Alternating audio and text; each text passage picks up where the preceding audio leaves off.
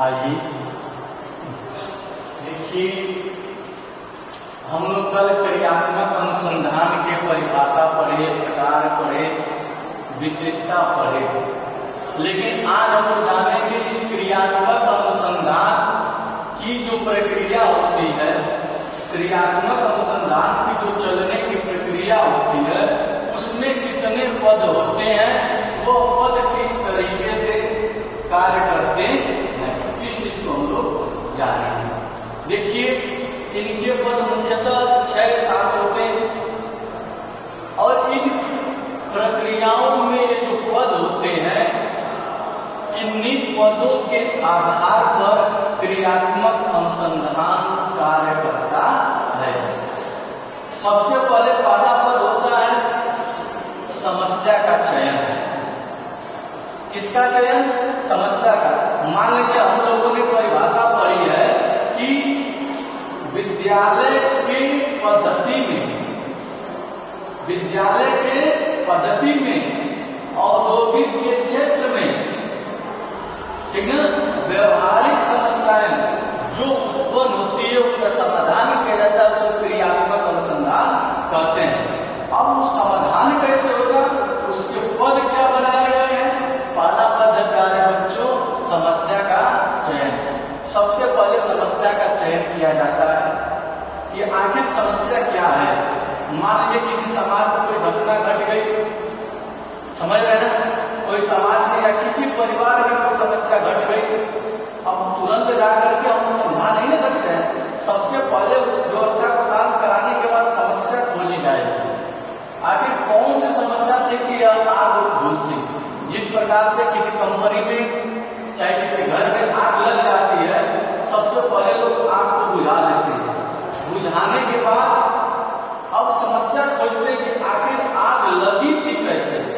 तो एक जगह एक पॉइंट पर देखेंगे कि आखिर में कौन ऐसी समस्या इस कंपनी में आई कि जो इतनी बड़ी प्रोडक्ट जला करके खाक करके। समस्या यह मिला कि यहाँ तार साफ कर रहा है, समस्या मिला ना, तो अब लोग सोचेंगे कि अब इस प्रकार किया जाए कि अब कभी भविष्य में ऐसा शॉर्ट सर्किट न। इसलिए सबसे पहले क्या किया जाता है? समस्या का चयन।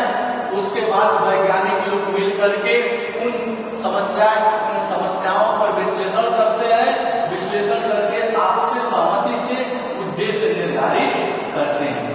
उद्देश्य निर्धारित करके उनमें जो छोटी छोटी इकाइयां होती है, छोटी छोटी बातें होती है, उनका चयन करते हैं। चयन करने के बाद अब उसको समाधान करने के लिए कौन सी मशीन की जरूरत होगी, कौन सी वस्तु की जरूरत होगी, तो यंत्र और सामान का क्या होगा? चयन होगा। अनुसंधान यानी खोज की योजना बनाई जाएगी, किस तरह से इसको रिसर्च किया जाएगा ताकि यह समस्या का समाधान हो सके। फिर उसके बाद है परिणामों के आधार पर समस्या का समाधान। अब जो परिणाम आएंगे उनके आधार पर उन समस्याओं का समाधान करना ही क्रियात्मक अनुसंधान प्रक्रिया कहलाती है। ठीक है, कोई दिक्कत? इसके लाभ और दोष लिख लेंगे। लाभ क्या हो सकते हैं क्रियात्मक अनुसंधान के? लाभ ये हो सकते हैं क्रियात्मक अनुसंधान व्यवहारिक क्षेत्र में विशेष कार्य करता है। दोष क्या हो सकते हैं? इसमें वैज्ञानिकता कम पाई जाती है। समझ रहे हैं ना? इस तरह से बता लेंगे।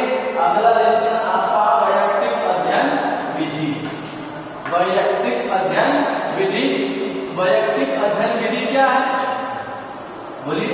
वैयक्तिक अध्ययन वह विधि है जिसमें सामाजिक क्षेत्रों के विभिन्न इकाइयों का, विभिन्न पक्षों का अध्ययन किया जाता है, उसी को वैयक्तिक अध्ययन विधि कहा जाता है। अब आपका प्रश्न उठेगा कि सर विभिन्न इकाई विभिन्न पक्ष क्या हुए?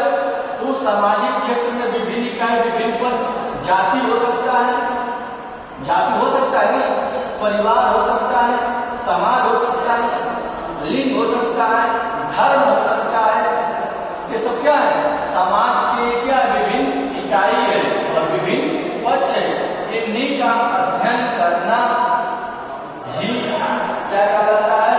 वैयक्तिक अध्ययन विधि कहलाता है।